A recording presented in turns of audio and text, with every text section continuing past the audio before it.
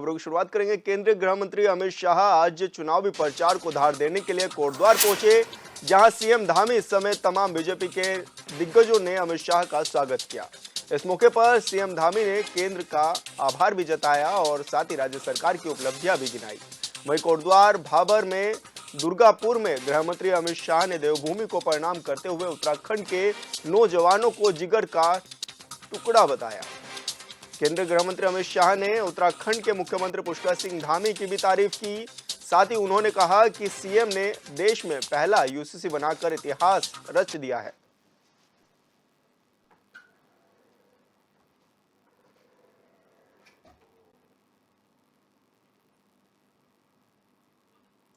तो आपको बता दें, केंद्रीय गृह मंत्री अमित शाह ने आज रैली की है। उत्तराखंड दौरे पर आज वो रहे और बड़ी जनसभा को इस दौरान उन्होंने संबोधित भी किया। साथ ही मुख्यमंत्री पुष्कर सिंह धामी की जमकर तारीफ भी की। उन्होंने कहा, मुख्यमंत्री पुष्कर सिंह धामी ने जो यूसीसी लागू किया है वो ऐतिहासिक निर्णय है और लगातार जो विकास के कार्य हैं वो उत्तराखंड में देखे जा रहे हैं धामी के नेतृत्व में। तो केंद्रीय गृह मंत्री अमित शाह ने मुख्यमंत्री पुष्कर सिंह धामी की भी जमकर तारीफ की और साथ ही उन्होंने अनिल बलूनी के पक्ष में भी मतदान करने की अपील की है।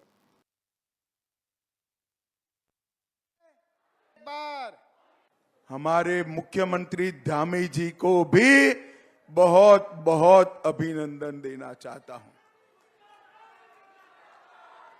भारतीय जनसंघ की स्थापना हुई तब से हमारे नेता हमारे चुनाव घोषणा पत्र में एक मांग रखे थे। मांग क्या थी कि इस देश में धर्म के आधार पर कानून नहीं होंगे, इस देश में यूनिफॉर्म सिविल कोड होगा। और आज मुझे कहते हुए गर्व होता है, जोर से ताली बजाओ पुष्कर धामी के लिए। पूरे भारत में सबसे पहले यूसीसी लाने का काम हमारे उत्तराखंड के मुख्यमंत्री जी ने किया है। भाई और बहनों, और मोदी जी ने इसी तर्ज पर पूरे देश में यूसीसी लाने के लिए हमारे संकल्प पत्र में बात करी है। हमारे मुख्यमंत्री धामी जी को भी बहुत बहुत अभिनंदन देना चाहता हूं। भारतीय जनसंघ की स्थापना हुई तब से हमारे नेता हमारे चुनाव घोषणा पत्र में एक मांग रखे थे। मांग क्या थी कि इस देश में धर्म के आधार पर कानून नहीं होंगे, इस देश में यूनिफॉर्म सिविल कोड होगा। और आज मुझे कहते हुए गर्व होता है, जोर से ताली बजाओ पुष्कर धामी के लिए। पूरे भारत में सबसे पहले यूसीसी लाने का काम हमारे उत्तराखंड के मुख्यमंत्री जी ने किया है। भाई और बहनों, और मोदी जी ने इसी तर्ज पर पूरे देश में यूसीसी लाने के लिए हमारे संकल्प पत्र में बात करी है। कहने को तो आबादी कम है, मगर हमारी सेना को छानकर देखो तो हर 14 व्यक्ति मेरे उत्तराखंड से मां भारती की रक्षा के लिए जाता है। सेना के जवान और रिटायर्ड सेना के जवानों के परिवारों से ये उत्तराखंड भरा पड़ा है। इंदिरा गांधी ने एक वादा किया था कि सेना के जवानों को 1 रैंक 1 पेंशन देंगे। 40 साल तक कांग्रेस पार्टी ने पूरा नहीं किया। आपने 2014 में 5 की 5 सीटें देकर मोदी जी को प्रधानमंत्री बनाया। मोदी जी ने 1 रैंक 1 पेंशन का वादा पूरा कर दिया और 70,000 करोड़ रुपया सीधा सेना के जवानों के परिवार में बैंक अकाउंट में डालने का काम नरेंद्र मोदी जी ने किया है।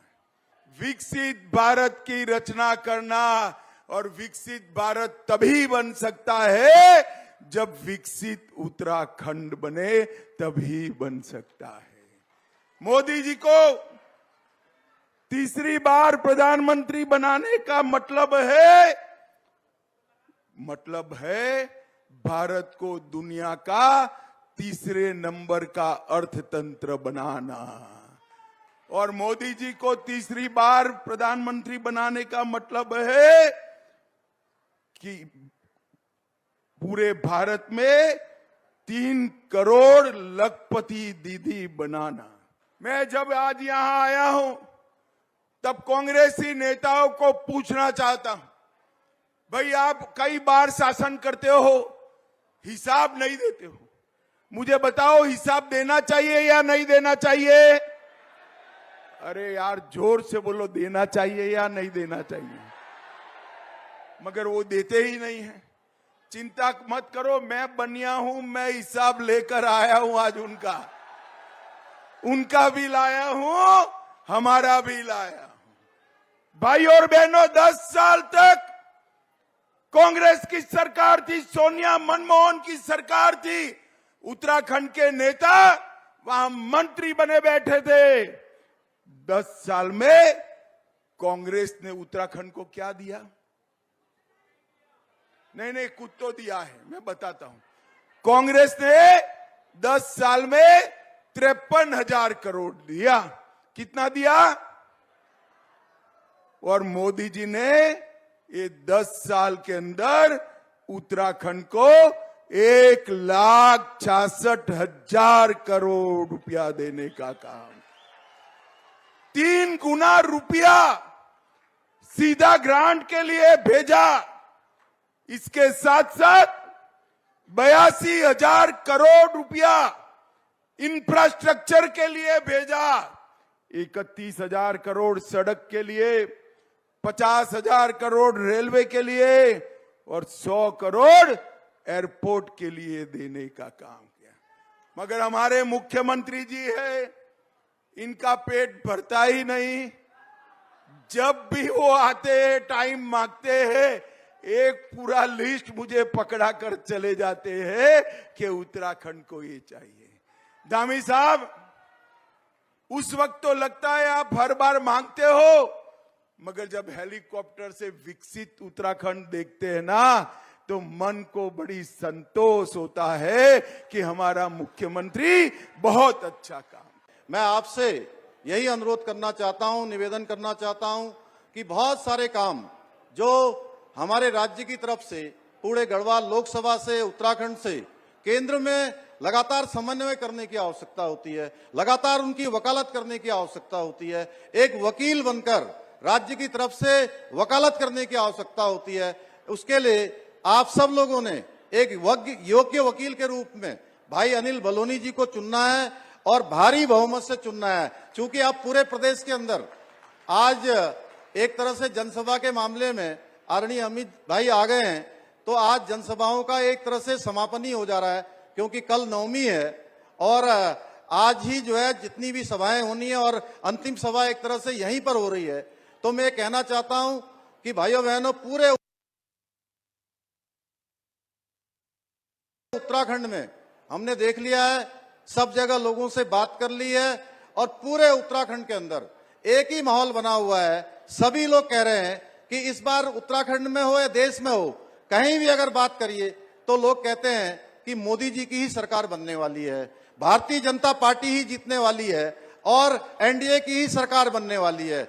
बस बात केवल इतनी सी होती है कि 400 से कितनी ज्यादा आने वाली है। तो इसलिए मैं आप सबसे अनुरोध करता हूं कि भाई अनिल जी को आप लोग यहां से भारी बहुमत से आदरणीय प्रधानमंत्री मोदी जी को तीसरी बार देश का प्रधानमंत्री बनाने के लिए अपना मत, समर्थन, आशीर्वाद देंगे, ये मेरा अनुरोध है। हम सब जानते हैं कि आदरणीय प्रधानमंत्री जी का हमारे उत्तराखंड के साथ किस तरह का लगाव है, उनके हृदय में उत्तराखंड बसता है। भाइयों बहनों, हमने जब भी आदरणीय प्रधानमंत्री जी से और आदरणीय गृह मंत्री जी से कोई भी बात उत्तराखंड के लिए कही है या उनसे कोई अनुरोध किया है, उन्होंने हमसे ज्यादा पहले त्वरित रूप से उस पर एक्शन लिया है, हमको स्वीकृतियां प्रदान की हैं। उसका ही परिणाम है कि आज 2 लाख करोड़ से भी ज्यादा की योजनाएं हमारे राज्य के लिए स्वीकृत हुई हैं। तो भाइयों बहनों, अब हमारी बारी है कि हम सब लोग, आदरणीय प्रधानमंत्री जी ने जिस प्रकार से 10 वर्षों में अपने इन 10 वर्षों का एक एक पल और एक एक क्षण हमारे देश के लिए लगाया है, उत्तराखंड के लिए लगाया है, और जो उन्होंने इस देवभूमि में आकर एक बार नहीं अनेकों बार कहा है कि 21वीं सदी का तीसरा दशक उत्तराखंड का दशक होगा, यानी कि उत्तराखंड देश का अग्रणी राज्य होगा, उत्तराखंड हिंदुस्तान का आदर्श राज्य होगा, उत्तराखंड के अंदर सारी सुविधाएं होंगी। उसको बनाने के लिए भाइयों बहनों हम सब की बारी है, और जो 400 पार का नारा है, उस 400 पार के नारे को हम सबको पूरा करना है। मैं आप सबसे इतना ही निवेदन करता हूं कि अनिल भाई को यहां से भारी बहुमत से जिताइए।